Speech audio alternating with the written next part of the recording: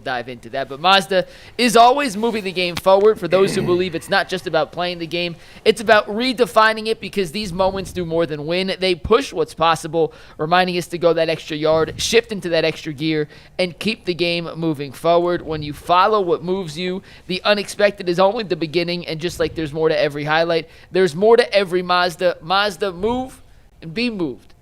Kevin Stefanski in that same press conference this morning also announced that Joe Flacco will remain as quarterback 2. Shedeur Sanders will be quarterback 3 in the emergency quarterback against Minnesota. We saw what the Giants did. They made Russell Wilson the backup. Jameis Winston was the third string. That didn't change when they made the QB1 swap to Jackson Dart. Do you agree with Kevin Stefanski and the Browns' decision? And we'll start with you on this one, of leaving Shedeur as quarterback 3 and making Joe quarterback 2 behind Dillon Gabriel. Y'all might be actually surprised at the way I think about it, but to me, this was going to be an obvious move. I kind of alluded to it earlier. First and foremost, if you go back and look at his comments, what he told Joe Flacco, he said what? He's still his team captain. He's still a leader on the team, right? Mm-hmm. And so one of the things that he's doing is he's trying to keep the chain of command where it's at. He doesn't want to demote Joe Flacco all the way to the emergency backup quarterback at this point, when he still needs Joe Flacco to be involved in the game plan. The backup quarterback is always involved in the game plan. The emergency quarterback is not. So what he wants to do is, give himself the best opportunity to have, if anything goes wrong, he can at least put him in there so that Shedeur Sanders can, at least have an opportunity. Because I think that the game plan that they put in for Shedeur Sanders will be completely different from the game plan that they use for Dillon Gabriel. The same way Dillon Gabriel's playbook and plan is different from Joe Flacco's. So do you think we're going to see a noticeable difference in the offense? With Shedeur? No, with Dillon Gabriel. Yes. Okay, I hope you're right. I think there's a lot of different things that they'll do that will be tailored to Dillon Gabriel. And I think Tommy Rees, his task for me should have been, hey, you guys are going to need to I need you to be digging up some of this Oregon stuff. I need you to figure out some college stuff. I want you to bring some best of both worlds and do that. But in terms of the Shedeur thing, I wouldn't even trip about it, because this is on messaging from what they do. They want to make sure, you can say this is rightfully or wrongfully. I don't agree with it, but at the end of the day, they have this thing in their mind that they got to always monitor Shedeur Sanders. They have to monitor his progress. They got to make sure he's coming along the right way. They want to make sure that he's not giving anything too fast, that he earns it. So guess what? By the time he gets in a football game, they'll say, well, listen, just like Dillon's done everything we asked him to. Just like Shedeur's done everything we asked him to, if in the event that they go to him. So I think this is a way for them to keep him working towards something and keeping his eye on the prize. But does that believe that if Dillon plays poorly after a number of games, that they'll go back to Flacco? No, they'll put Shedeur in and say he earned it. Yeah, I mean, a couple things here. Number one, Shedeur, they see something in him. They see some sort of potential that they think, okay, if we can sort of bring him along step by step and teach him how to become a pro, how to become a backup, then how to become a starter, how to prepare, how to see things on the field, how to see things pre-snap, post-snap, all these things. Like, it's just going to take a little more time. And because he was a fifth-round pick, they bought themselves a lot of time. They don't have to play him right now. Mm-hmm. And by the way, putting a quarterback into the backup role, albeit for most fans just think it's just a number on a depth chart, there's so much more that goes into that role on a weekly basis, in terms of, like, you're actually providing a ton to the team that's going to make an impact on Sundays. And I just don't think that he's ready for that right now. There's a reason why they're bringing him along slowly. Flacco will be the number 2. He has a checklist of things that he has to go through this week to get himself ready, to then get Dillon Gabriel ready, to understand the playbook, to be ready to go in there on a whim. Like, that's sort of the mindset, and Flacco's cool with that. He understands the assignment. He knows why he's here. He's 40 years old.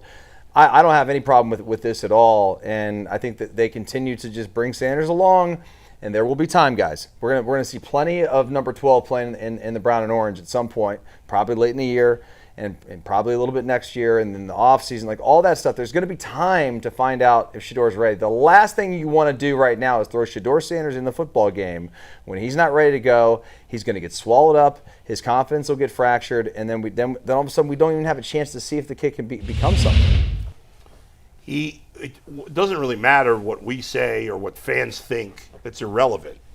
The Browns don't believe he's ready to play in the NFL. And we can argue all we want, but the Browns are telling you they don't believe Shedeur Sanders is ready to play an NFL game. That doesn't mean they don't think he won't be at some point this year, as you say, but they don't think right now he's ready to play in the NFL. Mm-hmm. And it's irrelevant if we or fans agree or disagree with them. It doesn't matter. That's what they think. They control what's going on. So we can come up with conspiracy theories or whatever we want. It's a fashionable thing to do in America these days. Or we can just live in the reality of what's most likely the case. And what's most likely the case is not that there's some conspiracy theory. It's that the Browns believe that he's not ready to play right now. So they're not going to make him the backup quarterback. I think there is something to be said with what you said, G, also, that you want to keep Joe Flacco engaged in the mix and being a leader. And what you said, Dustin, about, like, there's responsibility. You said it, too. There's responsibilities for the backup quarterback. But ultimately, the Browns don't believe Shedeur's ready to play an NFL game. And that doesn't – and, like, people are going to take that as an insult. It's not necessarily an insult. Some guys take longer than others. And the Browns could be wrong, but it doesn't matter if they're wrong because they're making the decision.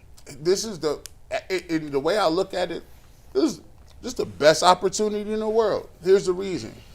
Because by the time when they do get to him, there will be he's gonna get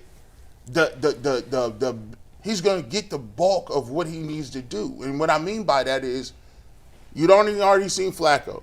If they move on from Dillon Gabriel, that means we didn't seen enough of Dillon Gabriel and he hasn't Or played. He got hurt. Yeah. Right? So by the time they get to him, it's going to be no questions. If he plays well, there's no questions about it. It's going to be sealed. You're like, listen, I did what you asked me to do. I started off the season. For all the people who have the detractors who will have something about his attitude or he couldn't do this or what he's doing, they can say he started off the third string quarterback. He started from the bottom. Shout out to Dre. Now we here. Now, plus, there's a lot of things that I always believe in learning from other people's mistakes rather than your own. Sometimes you're going to have to make your own mistakes, but some mistakes you could just look at somebody else and say, you know what, let me not go to jail forever by doing that, right? Or let me learn by what somebody else did. Mm-hmm. So when you over there, I know you can't get a thought process and you can't just come out and say, I'm going to play well because I watched somebody. But what you can do is you can learn and be like, ooh, I like that. I like how he come out here and how Joe took some notes on, or how he goes about breaking down certain coverages and how there's certain little tricks of the trade that you could take and add it to your game. If you got the talent level and you know you're going to get that opportunity, then boy, when you get in there, it ain't about when you and how quickly you get there. It's about what you do when you get there. Are you going to capitalize? Yeah. And that's the hope that they have with Shedeur Sanders. So I'm excited. I'm excited for Dillon Gabriel. I'm excited to see both of it. All of it. Well, we'll get back to the Browns in about 25 minutes or so when Ross Tucker joins us. But the Guardians played game one of their wild card series, and unfortunately it ended with a loss. We'll get to that after Mike gives us a read.